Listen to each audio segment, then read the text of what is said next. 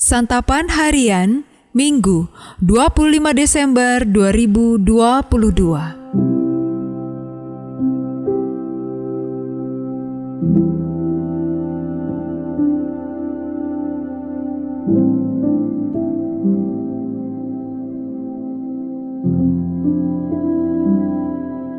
Inilah program Santapan Harian, sebuah program yang mengajak Anda menelusuri isi Alkitab, agar Anda menemukan makna firman Tuhan sesuai dengan konteksnya. Santapan Harian tertuju bagi Anda yang ingin memiliki kehidupan rohani yang segar, kuat, dan sigap. Hari ini kita akan membaca Lukas pasalnya yang kedua, ayatnya yang ke-8 hingga ayatnya yang ke-20. Namun sebelumnya, mari kita berdoa. Engkau adalah Allah yang penuh kasih dan itu nyata di dalam firman-Mu. Di saat ini kami akan merenungkan perbuatan kasih-Mu serta pesan di dalam firman-Mu. Di dalam terang firman-Mu, ya Kristus Yesus, kami memohon. Amin. Lukas 2 ayat 8 sampai 20. Di daerah itu ada gembala-gembala yang tinggal di padang menjaga kawanan ternak mereka pada waktu malam. Tiba-tiba berdirilah seorang malaikat Tuhan di dekat mereka, dan kemuliaan Tuhan bersinar meliputi mereka, dan mereka sangat ketakutan. Lalu kata malaikat itu kepada mereka, "Jangan takut, sebab sesungguhnya Aku memberitakan kepadamu kesuksesan besar untuk seluruh bangsa. Hari ini telah lahir bagimu Juru Selamat, yaitu Kristus Tuhan di kota Daud. Dan inilah tandanya bagimu. Kamu akan menjumpai seorang bayi dibungkus dengan lampin dan terbaring di dalam palungan." Dan tiba-tiba tampaklah bersama-sama dengan malaikat itu sejumlah besar bala tentara sorga yang memuji Allah, katanya, "Kemuliaan bagi Allah di tempat yang maha tinggi, dan damai sejahtera di bumi di antara manusia yang berkenan kepadanya." Setelah malaikat-malaikat itu meninggalkan mereka dan kembali ke sorga, gembala-gembala itu berkata seorang kepada yang lain, "Marilah kita pergi ke Betlehem untuk melihat apa yang terjadi di sana, seperti yang diberitahukan Tuhan kepada kita." Lalu mereka cepat-cepat berangkat dan menjumpai Maria dan Yusuf dan bayi itu yang sedang berbaring di dalam palungan.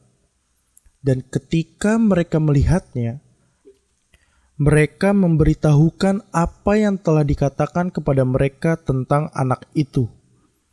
Dan semua orang yang mendengarnya heran tentang apa yang dikatakan gembala-gembala itu kepada mereka. Tetapi Maria menyimpan segala perkara itu di dalam hatinya dan merenungkannya. Maka kembalilah gembala-gembala itu sambil memuji dan memuliakan Allah karena segala sesuatu yang mereka dengar dan mereka lihat, semuanya sesuai dengan apa yang telah dikatakan kepada mereka.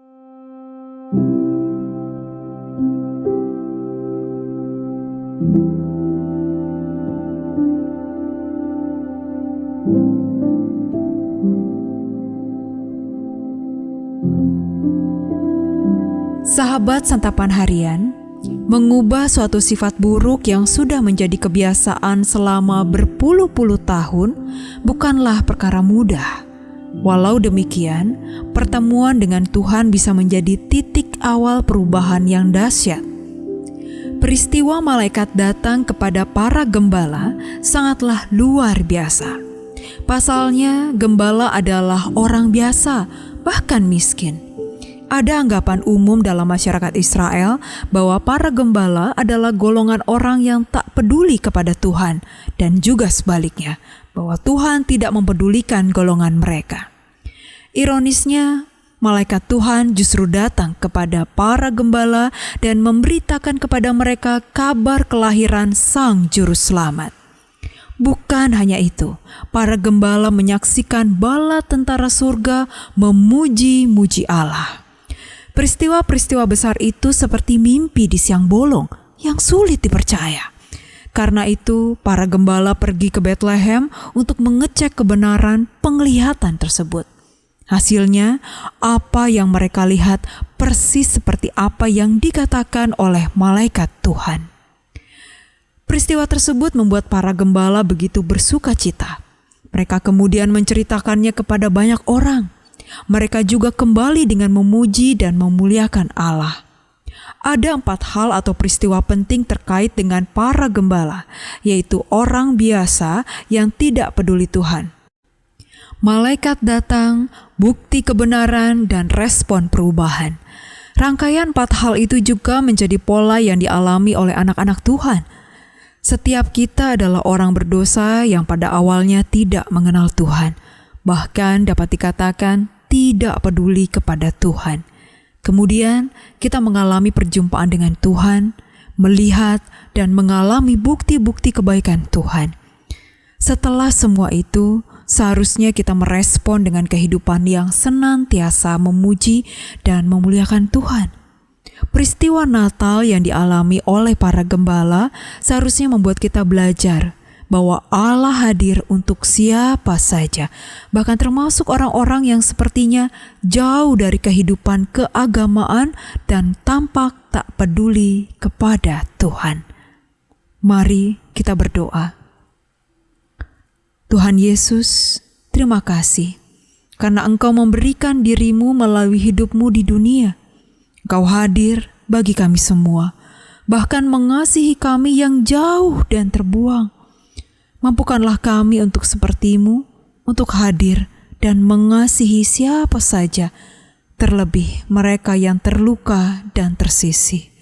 Di dalam kasih-Mu Kristus, kami berdoa. Amin.